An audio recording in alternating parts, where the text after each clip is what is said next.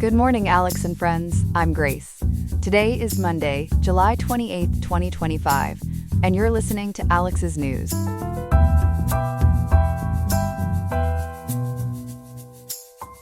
Here in Riverside, the high today will reach 88.1 degrees, with a low of 63.6. It looks like a pleasant day, so enjoy the sunshine while you can.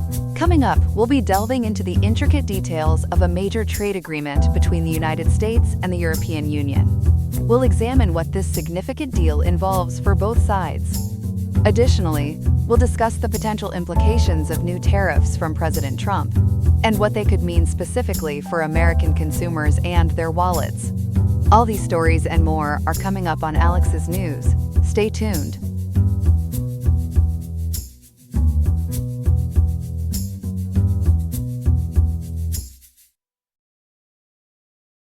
Welcome back to our morning news. We begin our broadcast today with a truly significant development on the global trade stage. What was initially feared to be a looming trade war has, at least for now, turned into a potential truce. For all the details on this breaking story, we turn to our expert reporter, Ethan. Ethan, what exactly unfolded yesterday? Grace, it was a whirlwind of diplomacy that culminated yesterday, July 27, 2025. United States President Donald Trump and European Commission Chief Ursula von der Leyen announced a brand new trade framework between the U.S. and the European Union. This pivotal agreement, according to reporting from PBS News, BBC Scotland News, and PBS NewsHour, was hammered out during President Trump's trip to Scotland, following a meeting at his Turnberry golf course in Edinburgh. It seems they truly teed up a deal, Grace. Teeing up a deal indeed. So, what are the leaders saying about this preliminary agreement? Were they on the same page? They certainly were, Grace. Both leaders wasted no time in praising the preliminary deal.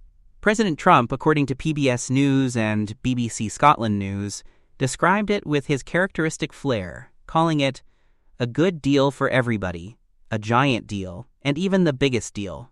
European Commission Chief von der Leyen echoed his optimism, stating that it would bring much-needed, quote, stability and predictability to businesses on both sides of the Atlantic.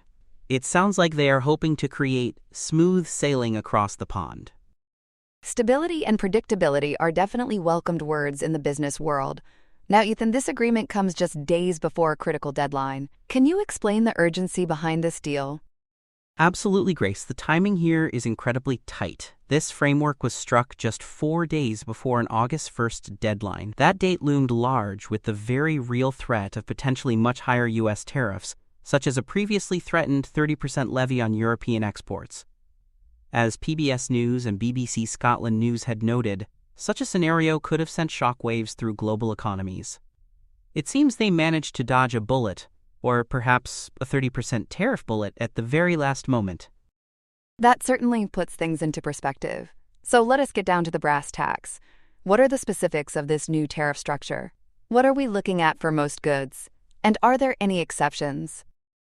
The cornerstone of this agreement, Grace, is the establishment of a 15% tariff on most goods traded between the two blocs, specifically on EU goods entering the U.S. This is a significant reduction from that looming 30% tariff the European Union had been facing, according to PBS News and BBC Scotland News. President Trump indicated this 15% tariff would be straight across for automobiles and everything else, aiming to open up European markets for U.S. exporters, as detailed by PBS News. PBS NewsHour also confirmed this 15% general tariff. However, there are nuances. The existing 50% tariffs on steel and aluminum imported from the EU will remain in place, as reported by PBS NewsHour, though some analyses suggest this could be temporary, with a quota system possibly on the horizon. So some goods still have quite the heavy burden. What about those strategic products you mentioned? Are there any categories that will see even lower tariffs, perhaps zero? Indeed, Grace. For a number of strategic products, the agreement stipulates 0 for 0 tariffs, meaning no tariffs would apply at all. This list, according to PBS News, includes all aircraft and component parts, certain chemicals, generic drugs, semiconductor equipment, some agricultural products, natural resources, and critical raw materials, with ongoing work to potentially add more. So, while some reports initially indicated a general 15% for semiconductors and pharmaceuticals, other analyses based on news sources confirmed these 0 for 0 exemptions for specific items. It seems some sectors got a 0% chance of being tariffed, which is a big win for them. That sounds like a major win for those particular industries. Beyond tariffs, were there any other significant commitments made by the European Union in this framework? Absolutely, Grace. The EU made some truly substantial commitments. According to PBS News and analyses of the deal, the European Union agreed to buy $750 billion worth of U.S. energy, a purchase to be spread over 3 years. This is a strategic move, aimed at helping reduce the EU's dependence on natural gas from Russia, including liquefied natural gas and nuclear fuel. Furthermore, the EU also pledged to invest an additional $600 billion in America and committed to a major, though unspecified, purchase of U.S. military equipment. It is clear they are putting their money where their mouth is. Those are massive commitments, Ethan. With such broad implications, what is the approval process for this framework on the EU side? Is it a done deal, or are there more hurdles to clear? Grace, this is where it gets complicated. While the framework has been announced, both President Trump and European Commission Chief von der Leyen acknowledge that details still need to be sorted out in the coming weeks. Crucially, the deal requires approval from EU member states and lawmakers before finalization, as emphasized by PBS News. The President of the European Commission does not have the legal authority to finalize such an agreement unilaterally. Trade policy is an exclusive competence of the EU, meaning it is a shared responsibility. The process is multi-stepped. The European Commission negotiates but needs a mandate. The Council of the European Union must grant that mandate and later authorize the agreement's signature, and the European Parliament must give its consent. So it is not just a quick vote and done. It sounds like a long road ahead. Precisely, Grace. And it gets even more involved. For mixed agreements which cover areas where competence is shared between the EU and its member states, such as investment protection, ratification by the national parliaments of all 27 member states is also required. Given the extensive commitments on energy purchases and investment, it is highly likely this US-EU trade framework will be classified as a mixed agreement. The timeline for ratifying major EU trade agreements can be protracted, often taking several years, involving phases of legal review, translation, EU-level approval, and national parliamentary debates that can extend for years. Parts can sometimes be provisionally applied, but a full ratification is a marathon, not a sprint. It is not a done deal, Grace. This is more of a done-for-now deal. That is a fascinating and intricate process, Ethan. Thank you for breaking it down for us. Before we move on, can you just confirm the legitimacy of this announcement, as there can sometimes be speculation around such big news? Absolutely, Grace. It has been confirmed by reports from outlets including Mercapress, CBS News, Al Jazeera, the Los Angeles Times, and LiveMint that this event was indeed a real announcement on July 27, 2025, and not a hypothetical scenario. European Commission President Ursula von der Leyen's presence was consistent with her role, as she was re-elected for a second 5-year term last July. So the announcement is as real as it gets. Ethan, thank you so much for shedding light on this crucial development.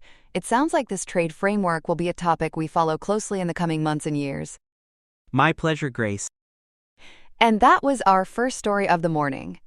When we come back, we will be discussing a major breakthrough in renewable energy technology. Welcome back, everyone. We begin our second story of the hour with some significant economic news that could impact nearly every American household. Just 3 days from now, this Friday, August 1st, the next wave of President Trump's tariffs are poised to go into effect. This has been a long time coming, with the administration repeatedly stating the deadline as, quote, set in stone, no extensions, no more grace periods, end quote, according to Commerce Secretary Howard Lutnick on Fox News Sunday, as reported by the New York Post. For more on these impending tariffs and what they mean for us, we turn to our trade and economic policy reporter, Chloe. Chloe, this certainly sounds like a big shakeup. It truly is, Grace, and it's a very tariff-icy development for many. This marks a substantial escalation of President Trump's trade policies, which were initially announced way back on April 2, 2025. At that time, we were looking at a 10% baseline rate on all U.S. imports, with customized rates against nearly every country. According to reporting from the New York Post, these tariffs were actually delayed twice from an initial target date of April 9th before finally settling on this August 1st effective date.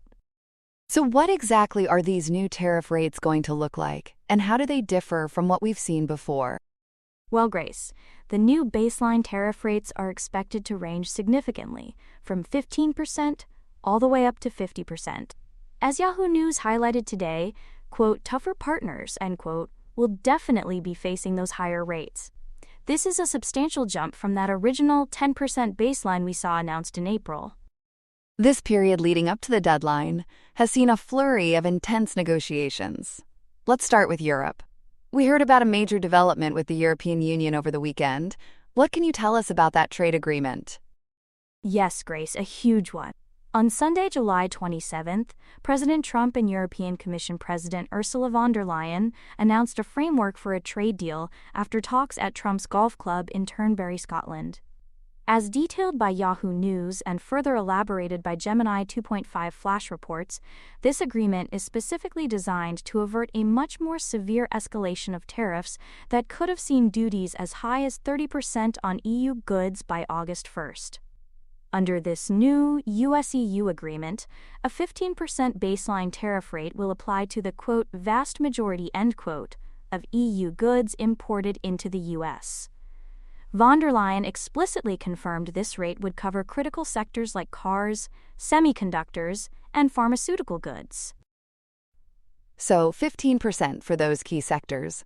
Does that replace existing tariffs, or is it an addition? That's a great question, Grace.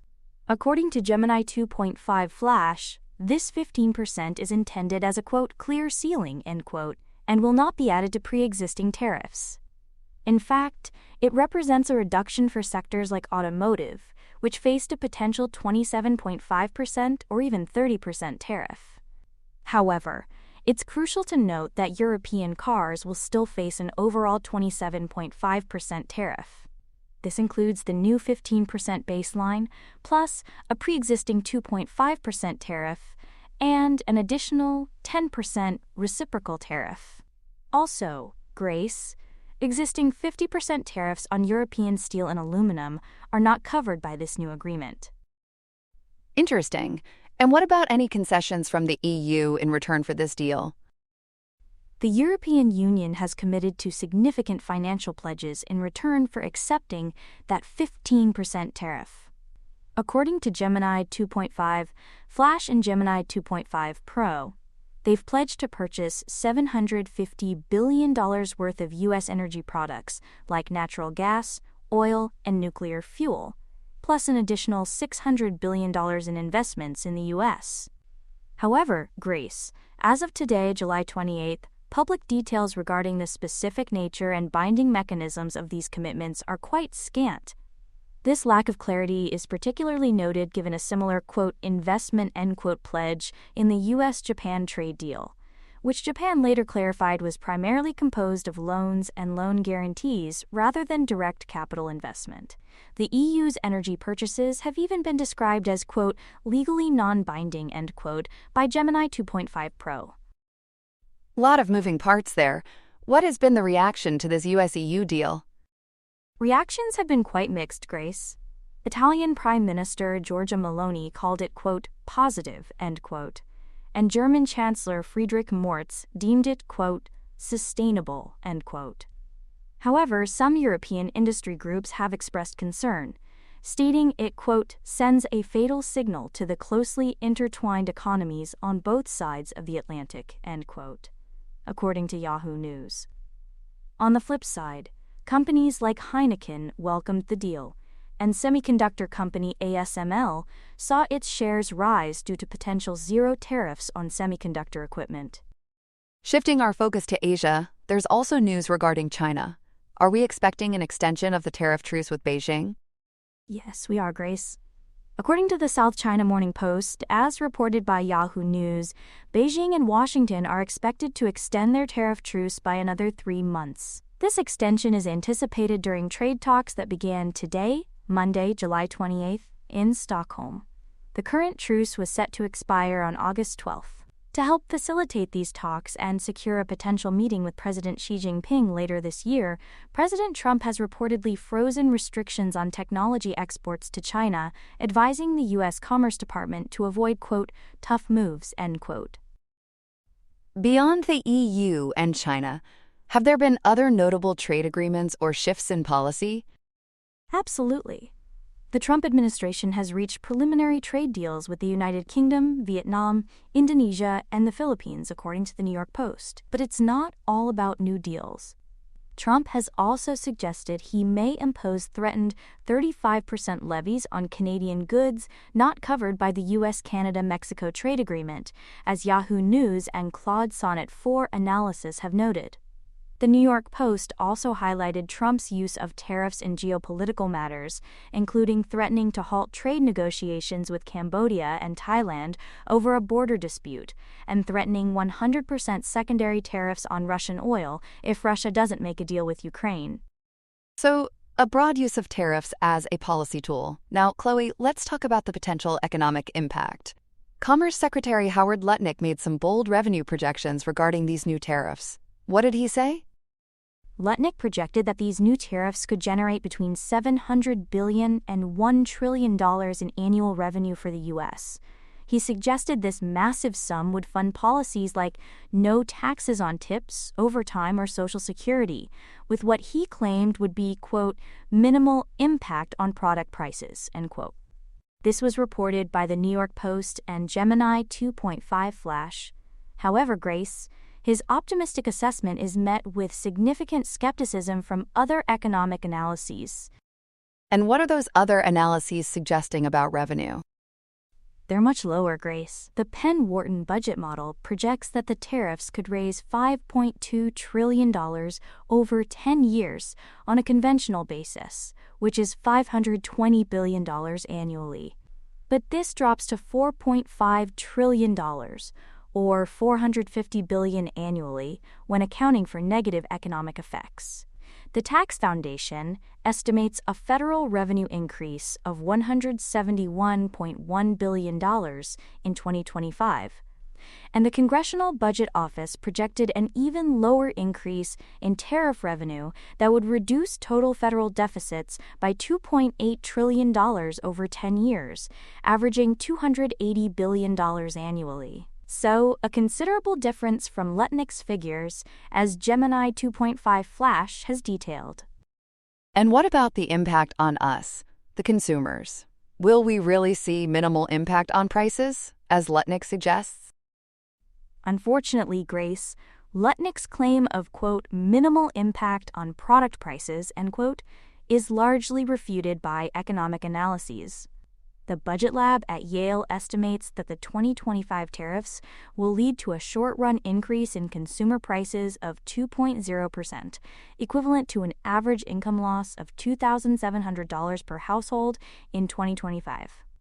In the long run, prices are expected to remain 1.7% higher, representing a $2,300 loss per household. Specific sectors are expected to see significant price hikes too. The Budget Lab at Yale highlights that clothing and textiles will be disproportionately affected, with shoe prices potentially rising by 40% and apparel by 36% in the short term. Even after market adjustments, these prices are expected to remain 19% and 17% higher, respectively. Economists have warned consumers to brace for higher prices on goods, ranging from leather products to electronics and automobiles. The Tax Foundation's analysis indicates that the tariffs could amount to an average tax increase per U.S. household of $1,296 in 2025, according to Gemini 2.5 Flash. So definitely not minimal impact. Those are substantial figures. Beyond consumer prices, what are the broader economic consequences projected for these tariffs? The broader economic consequences are also significant, Grace. The Penn-Wharton budget model projects that the tariffs will reduce long-run GDP by about 6% and wages by 5%. JP Morgan Global Research has already lowered its 2025 real GDP growth forecast due to heightened trade policy uncertainty and existing tariffs. The Budget Lab at Yale concurs, estimating that U.S. real GDP growth in 2025 will be 0.8 percentage points lower due to the tariffs, with the economy being persistently 0.4% smaller in the long run. The labor market is also expected to be affected, with projected increases in unemployment and decreases in payroll employment. We're already seeing impacts, Grace. According to Yahoo News, LG Electronics reported a rush by consumers to buy appliances in anticipation of the August 1st tariffs and is considering price adjustments. Volkswagen's Audi brand has already cut its full-year guidance, citing the impact of higher U.S. import tariffs, so the ripples are definitely being felt. Chloe, that's incredibly comprehensive and a lot of very important information for our viewers to consider as these new tariffs take effect this Friday. Thank you for making sense of it all for us. My pleasure, Grace. Here are some other headlines. In the Middle East, a deepening humanitarian crisis in Gaza has prompted the Israeli military to announce a daily tactical pause in fighting. The 10-hour windows in areas like Gaza City are meant to allow aid into the besieged enclave, following stark warnings of widespread famine from the United Nations. The UN's World Food Program reports a third of Gaza's population has gone days without food, and the Palestinian Red Crescent says 127 people, including 85 children, have died from severe malnutrition. In addition to the pause, Israel says it will facilitate more aid convoys and has reconnected a power line to a water desalination plant.